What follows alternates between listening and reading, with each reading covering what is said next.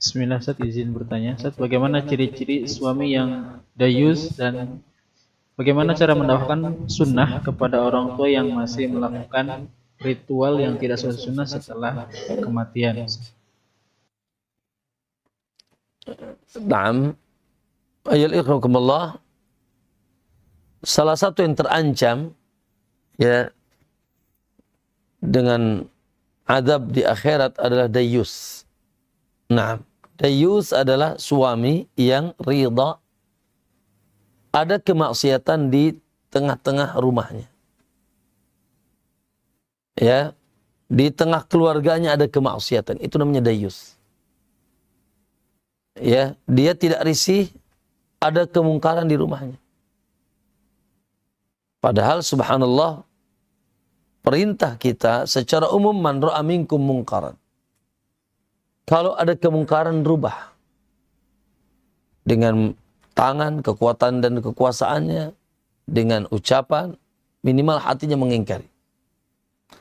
Apalagi dia seorang suami yang di bawahnya rakyatnya. Siapa rakyatnya? Istri dan anak-anaknya.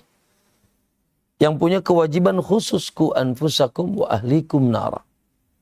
Jaga dari kalian dan keluarga kalian dari api neraka. Warrajulu ra'in fi ahli baitihi, kata Allah. Kata Nabi. Seorang suami adalah pemimpin di tengah keluarganya. Wa huwa mas'ulun, dia akan dimintakan pertanggungjawaban. Jadi suami memiliki kewajiban untuk menjaga anak istrinya dari api neraka. Jangan sampai naudzubillah, ya. Sebagian mereka masuk neraka. Taib ma'asal muslimin, dan ini tanggung jawab, ini perintah Allah.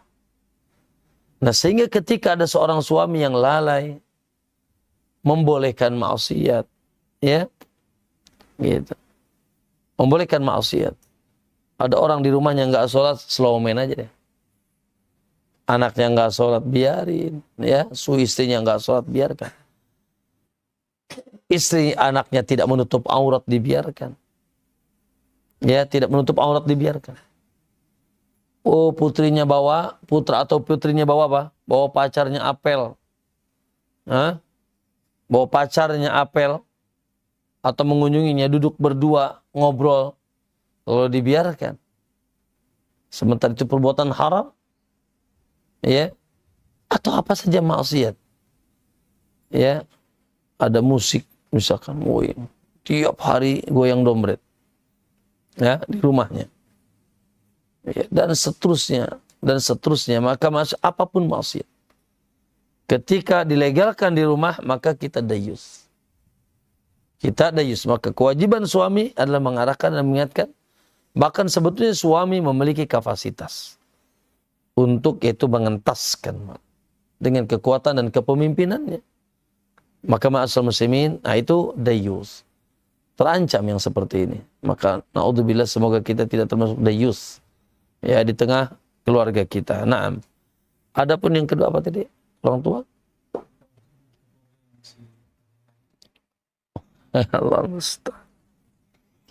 Ya, mendakwahi keluarga yang masih belum menegakkan ibadah di atas sunnah. Pertama, ayol ikhwah, jaga antum dulu. Ya, dengan istiqamah di atas ilmu, kuatkan terus ilmu dan amal di atas sunnah. Jaga dulu. Karena nanti di akhirat judulnya MM masing-masing. Ya, masing-masing. Kuatkan kita. Jangan, kenapa saya katakan ini? Karena betapa banyak orang yang tadinya Masya Allah istiqamah di atas sunnah, tapi ketika dapat tantangan dari keluarganya, bahkan ayah bundanya, dia pun goyang. Akhirnya balik ke tidak sunnah lagi. Melakukan ibadah lagi. Yang pertama itu. Yang kedua, doakan. Jangan lupa didoakan, Allahumma hadihim ila sunnah. Atau dengan bahasa kita, ya Allah, berikan mereka hidayah sunnah. Ya, mudahkan sampai sunnah ini kepada mereka. Jauhkan dari mereka yaitu kesyirikan, kebid'ahan, dan kemaksiatan. Didoakan. Ya, didoakan. Agar mereka itu mau menegakkan agama di atas sunnah. Yang ketiga, contohkan tanpa kita malu dan takut. Contohkan tanpa kita malu dan takut. Contohkan semampu kita juga tentunya. Ya, semampu kita. Contohkan bahwasanya kita tidak lagi mengamalkan A dan B dan C. Contohkan. Ya. Dan ini memang terkadang mungkin kita terpaksa seliro gitu. Nggak enakan. Ya. Maka subhanallah atau takut gitu. Nah, ini butuh keberanian. Makanya saya sering bilang, kita ini mendakwahkan sunnah memang berat. Kenapa? Karena ilmu lawan hawa nafsu. Ya, ini berbenturan. Ini ilmu, sementara syirik, bid'ah, dan maksiat hawa nafsu. Berbenturan. Baik. Maka tidak sedikit yaitu yang terjadi penolakan, bahkan permusuhan, bahkan pemutusan silaturahim. Na'udzubillah, gara-gara yang ini sudah kenal sunnah, yang ini tidak. Yang ini kencang, yang ini juga kencang-kencang. Maka tentu saja ahlu sunnah yang waras. Maka ahlu sunnah yang waras. Bagaimana caranya? Yaitu tetap, apalagi dia keluarga orang tua, ya kakak, adik, tetap jaga silaturahim. Tetap yaitu kita menjunjung tinggi akhlak. Tetap kita muamali mereka dengan baik. Apalagi untuk punya keluasan rezeki, masa berikan mereka hadiah. Kunjungi mereka, ziarahi mereka. Ucapkan salam, ya. Dan jangan seakan-akan tidak ada masalah. Seakan-akan tidak ada masalah. Jangan digubris ucapan mereka, cacian mereka, dan seterusnya. Kenapa? Karena mereka berbicara tanpa ilmu. Kasihan. Karena mereka bodoh, berbicara tanpa ilmu. Sehingga mereka pun berlarut-larut ibadah di atas bid'ah. Sementara mereka meyakini apa yang mereka lakukan adalah itu bagian daripada agama. Nah itu ya. Gitu. Yang ketiga yaitu antum istiqamah, kemudian antum berakhlak mulia.